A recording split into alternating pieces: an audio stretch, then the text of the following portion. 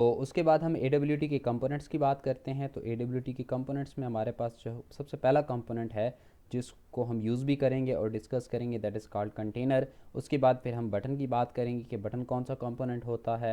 उसके बाद फिर हम बात करेंगे टेक्स्ट फील्ड की, और लास्ट पे हम बात करेंगे कि फिर लेबल की। तो इसमें हम वन बाय वन सारों को जो है वो डिस्कस करेंगे। सबसे पहले हम बात कर रहे हैं कंटेनर की। तो कंटेनर की अगर हम बात करते हैं तो ये आपके पास एक ऐसा AWT का कंपोनेंट है जिसको हम यूज़ करते हैं कुछ अदर कंपोनेंट्स को। नॉर्मली जब हम बात करते हैं कंटेनर की, तो कंटेनर में आप कुछ मज़ीद कंपोनेंट्स जो है वो ऐड करते हैं। नॉर्मली आप अगर घर में बात करते हैं, घर में आपने कोई कंटेनर रखा होता है, तो कंटेनर का जो बेसिक पर्पज़ होता है, आप उसमें कुछ चीज़ें जो है वो स्टोर करते हैं। तो यहाँ पे ये जो कंटेनर है, ये ऐसा कंटेनर है जो मुख्तलिफ़ किस्म की UI कंपोनेंट्स को जो है वो स्टोर करेगा, उनको ग्रुप करेगा। तो यहाँ पर अगर हम बात करते हैं तो ये टेक्स्ट फील्ड्स, बटन्स या लेबल्स को जो है वो ग्रुप कर सकता है। उसके बाद अगर हम बात करते हैं तो आपके पास जो ये कंटेनर है, ये आपके पास जो है वो सब क्लास है किस चीज़ की, कंपोनेंट की, जिसको हम थोड़ी देर पहले जो है वो डिस्कस करके आ रहे हैं। हायरार्की में हम लोगों ने उसको डिटेल में देखा कि कौन कौन सी क्लासेस जो है वो पेरेंट हैं और कौन कौन सी क्लासेस जो है वो चाइल्ड हैं। और आप इसमें कुछ कंपोनेंट्स जो है वो ऐड कर सकते हो। जितने भी कंपोनेंट्स आप ऐड करेंगे तो ये उनको ट्रैक करेगा, यानी इसको आइडिया होगा कि इस पर्टिकुलर कंपोनेंट में कितने मज़ीद UI कंपोनेंट्स जो है वो आपने ऐड कर दी हैं। तो UI कंपोनेंट में आपका लेबल हो सकता है, बटन हो सकता है, आपका पैनल हो सकता है, and so on, that may be any UI component.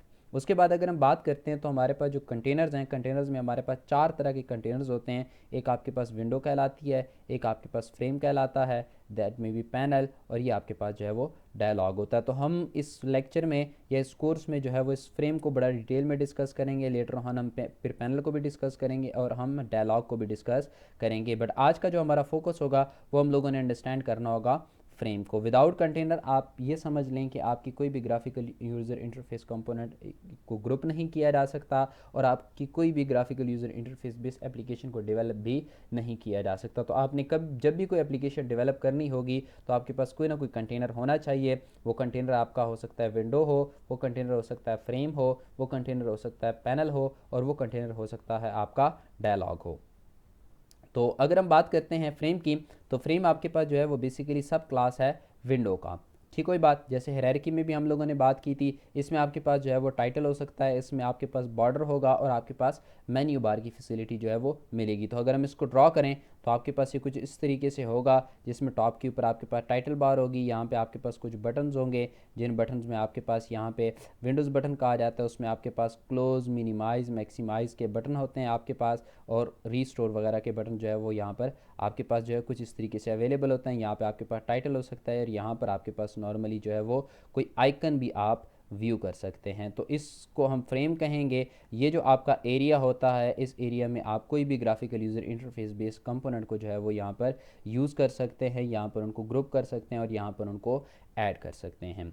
तो अगर हम बात करते हैं तो ये आपके पास जो है वो रिसाइजिंग कैनवस होता है। कैनवस को आप कह सकते हो that is just like a container की तरह ही होता है, बट कंटेनर में आपके पास जो कुछ चीज़ें होती हैं उनको ड्रॉ करने की फैसिलिटी होती है। तो नॉर्मली जब आप ग्राफिक्स की बात करते हो तो वहाँ पर आप ड्रॉ करने के लिए नॉर्मली जो है वो कैनवस को यूज़ करते हो। तो आपके पास ये कंपोनेंट जो है, जिस तरीके से मैंने पहले भी बात की कि ये फ्रेम है, फ्रेम को यूज़ किया जाता है आपके मुख्तलिफ़ किस्म के graphical user interface based application को डेवलप करने के लिए। तो अगर आपने कोई भी GUI बेस्ड एप्लीकेशन बनानी है तो आप एक जो चीज़ है वो फ्रेम को यूज़ कर सकते हैं। उसके बाद अगर हम बात करते हैं, जैसे मैंने थोड़ी देर पहले बात की कि इसमें मुख्तलिफ़ किस्म के आपके पास ग्राफिकल कंपोनेंट्स जो है वो स्टोर हो सकते हैं। तो यहाँ पर बात की जा रही है कि आपके बटन्स, आपके टेक्स्ट फील्ड और आपके स्क्रोल बार्स को यहाँ पर जो है वो ऐड किया जा सकता है, और ये उनको स्टोर करने की या होल्ड करने की फैसिलिटी प्रोवाइड करता है।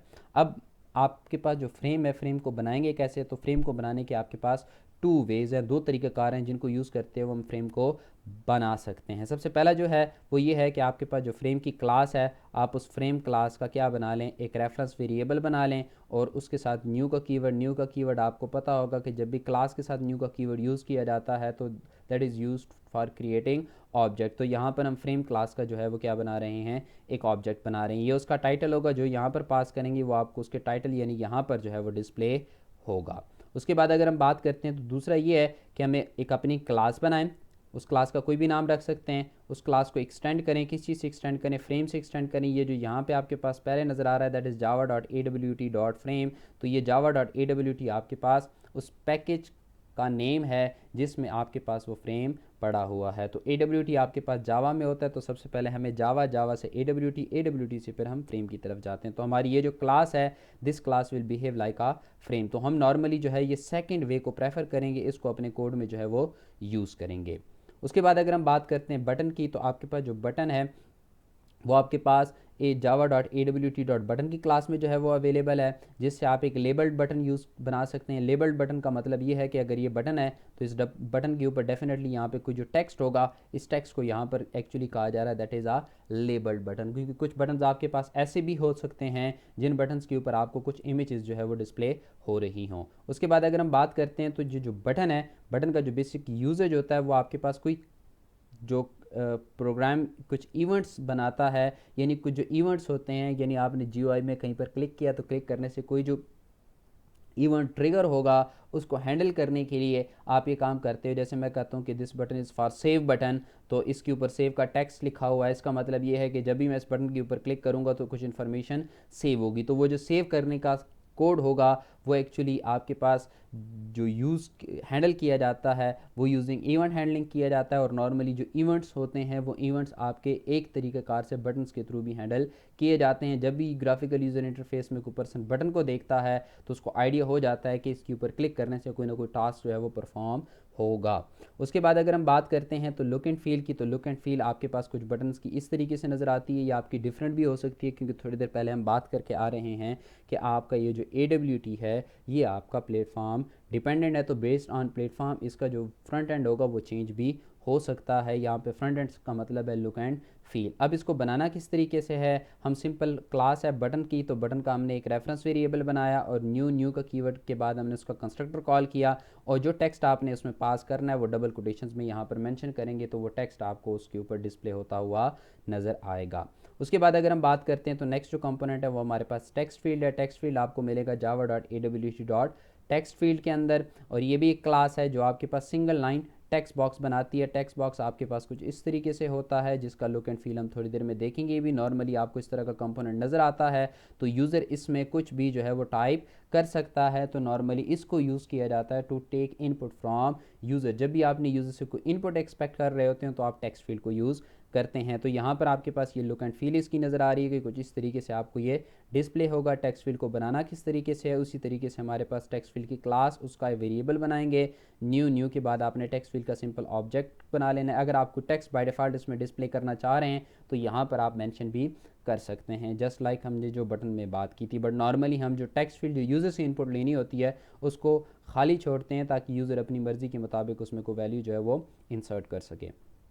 उसके बाद बात करते हैं लेबल की, तो लेबल की अगर हम बात कर रहे हैं तो लेबल में हमारे पास जो कंपोनेंट है ये आपको java.awt.label में मिलेगा। ये आपके पास कोई टेक्स्ट जो है वो डिस्प्ले करने के लिए यूज़ किया जाता है। नॉर्मली जो मैसेजेस होते हैं, जो यूज़र को इंस्ट्रक्शन दी जाती हैं, उनको यूज़ करने के लिए आप लेबल यूज़ करते हैं। ये लेबल में यूज़र अपनी मर्ज़ी के मुताबिक इनपुट नहीं कर सकता। टेक्स्ट फील्ड को यूज़ किया जाता है फॉर इनपुट, और लेबल को एज एन इनपुट के तौर पे यूज़ नहीं किया जाता। उसके बाद अगर हम बात करते हैं तो लेबल जो है वो आपके पास जो ऑब्जेक्ट होगा वो आपके पास कोई भी टेक्स्ट अगर आपने कंटेनर में प्लेस करना है, जैसे मैंने बात की कि नॉर्मली मैसेजेस की बात करते हैं, तो वो उस पर्पज़ के लिए वहाँ पर यूज़ किया जा सकता है। लुक एंड फील कुछ इस तरीके से होती है, आपको लेबल इस तरीके से नज़र आएगा। अब लेबल में आप यहाँ पे टेक्स्ट के ऊपर कुछ ऑपरेशंस परफॉर्म करके इसकी लुक एंड फील डिफरेंट भी कर सकते हैं। अब इसको किस तरीके से बनाना है, लेबल को बनाने के लिए आपने लेबल की क्लास, लेबल का रेफरेंस वेरिएबल, फिर न्यू का कीवर्ड, और उसके बाद लेबल का कंस्ट्रक्टर। जो टेक्स्ट आप इसके ऊपर डिस्प्ले करना चाह रहे हैं वो टेक्स्ट आपको यहाँ पर पास करना पड़ेगा। तो उम्मीद है यहाँ तक की कुछ बातें जो है वो आपको अंडरस्टैंड हो गई होंगी। इससे नेक्स्ट जो लेक्चर होगा उस लेक्चर में हम बाकायदा बात करेंगे कुछ लेआउट मैनेजर्स की, और फिर एक ग्राफिकल यूज़र इंटरफेस को डिज़ाइन करने की बात करेंगे।